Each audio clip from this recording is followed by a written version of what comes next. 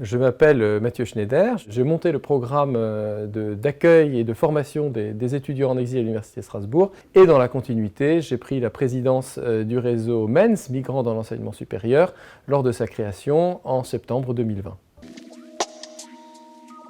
Nous sommes dans un travail de coordination essentiellement, puisqu'en fait nous avons 42 établissements membres du réseau, des écoles qui portent des programmes de reprise d'études pour les étudiants en exil, souvent sous la forme de diplômes d'université, ces diplômes qu'on appelle les DU passerelles, quelquefois aussi sous forme de programmes qui sont portés par les étudiants. Donc mon activité en tant que président du réseau, c'est évidemment d'animer l'ensemble des responsables des programmes, c'est-à-dire d'avoir des échanges de bonnes pratiques et derrière aussi, évidemment, pour faire vivre ces programmes ont besoin d'argent. Donc le travail du réseau MENS, c'est aussi d'aller faire le lien avec les financeurs. Les universités n'auraient pas pu mettre en œuvre leurs programmes si nous n'avions pas eu un soutien constant et j'allais dire engagé de la part de la délégation interministérielle à l'accueil et l'insertion des réfugiés, donc à la DIER, qui a été dès sa création en 2018 en cheville avec notre réseau, qui n'était pas encore une association, qui était un réseau informel.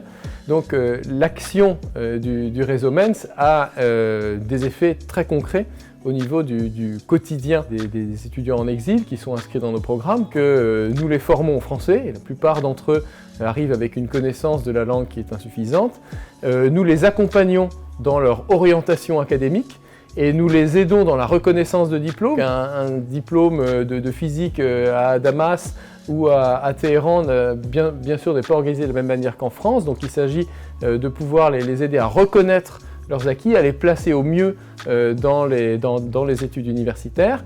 Nous les aidons aussi très concrètement à avoir des bourses, notamment les bourses sur critères sociaux, et il y a en lien avec les Crous tout un accompagnement social, l'hébergement qui est fait. Nous travaillons aussi avec la Caisse nationale d'assurance maladie pour l'accompagnement santé et nous travaillons aussi avec tous les services d'insertion professionnelle pour que, une fois qu'ils aient leur diplôme, comme les autres étudiants français, ils puissent trouver leur place dans la société française. Donc j'ai dit qu'aujourd'hui nous avons 42 établissements membres, il y a 37 universités. Quand on sait qu'en France il y a 75 universités au total, ça veut dire que 50% aujourd'hui des universités sont dans le réseau MENS. Je pense que c'est un travail qui n'est pas fini. On sait que d'autres universités ont manifesté leur intérêt pour nous rejoindre. Ça veut dire qu'elles ont pris conscience du rôle qu'elles ont à jouer dans l'intégration globale des étrangers et particulièrement des réfugiés. Et je crois que cette reconnaissance d'un droit commun à l'étude et d'un droit commun aux aides à l'étude pour les étudiants réfugiés, c'est là un de nos chevaux de bataille et que nous y avions, je crois, dans les dernières années, plutôt bien réussi.